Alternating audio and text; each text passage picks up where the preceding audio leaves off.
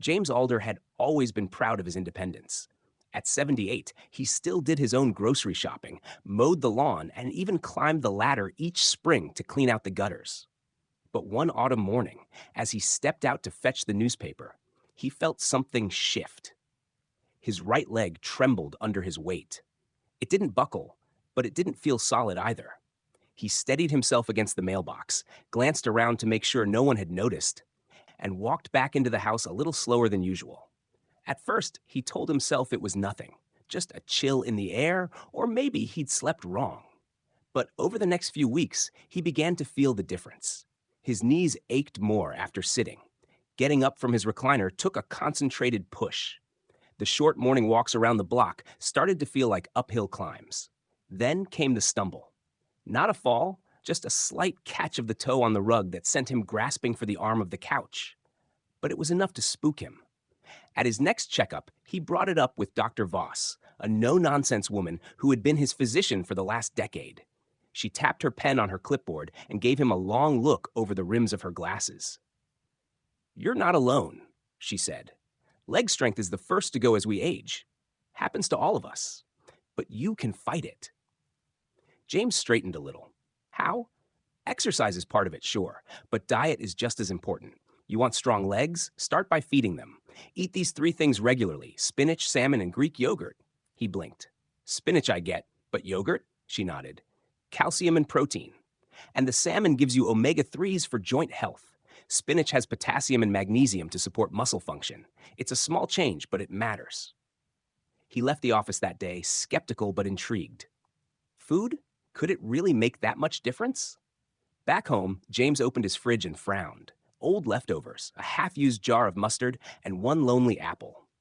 He grabbed a notepad and made a list. The next morning, he drove to the grocery store, ignoring the temptation to just pick up his usual frozen dinners and white bread. Instead, he rolled his cart toward the produce aisle. He bagged bunches of spinach, fresh and vibrant.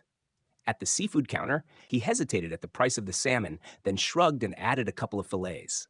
And from the dairy section, he grabbed several containers of plain Greek yogurt. "Trying something new?" the cashier asked as she rang him up. James smiled. "Trying not to fall over." That night, he cooked a simple pan-seared salmon fillet with a side of sautéed spinach and garlic. For dessert, a scoop of yogurt with a drizzle of honey. The flavors were surprisingly good, earthy, rich, fresh. He'd forgotten how food could taste when it wasn't microwaved in plastic. He made a quiet deal with himself. 3 weeks.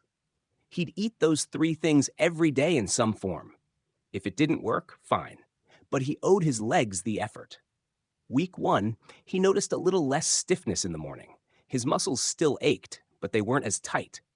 By the end of the second week, the short walks around the block started feeling like they used to. He wasn't faster, but he wasn't dreading them. By the third week, he had added light stretching to his mornings. Nothing intense, just 10 minutes of slow bends, knee raises, and calf pumps while holding onto the back of a chair. He began to enjoy it, the way it shook the sleep off his joints.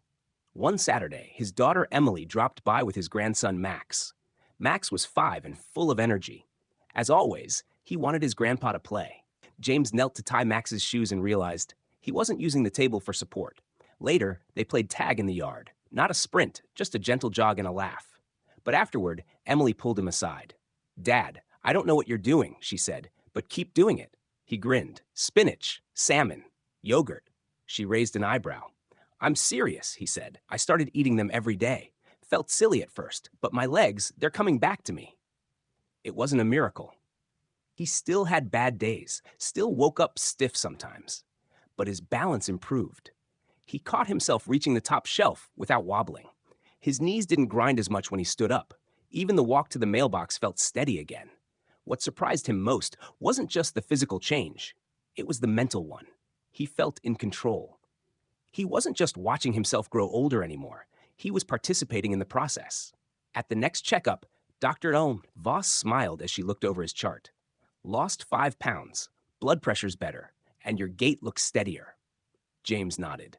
"Been cooking a lot? Sticking with the 3? Every day." She tapped her pen again. "You'd be surprised how many people don't listen." He shrugged. "I've got places to go. Can't afford wobbly legs." He left the office that day feeling taller, like he had reclaimed a part of himself. That night, he made spinach and feta omelets for dinner. Tomorrow would be salmon salad, and he'd start trying that yogurt in smoothies. Outside the window, autumn leaves fell. He would rake them this weekend, by himself, without complaint. James had learned something important. When your legs are strong, you don't just stand better, you live better.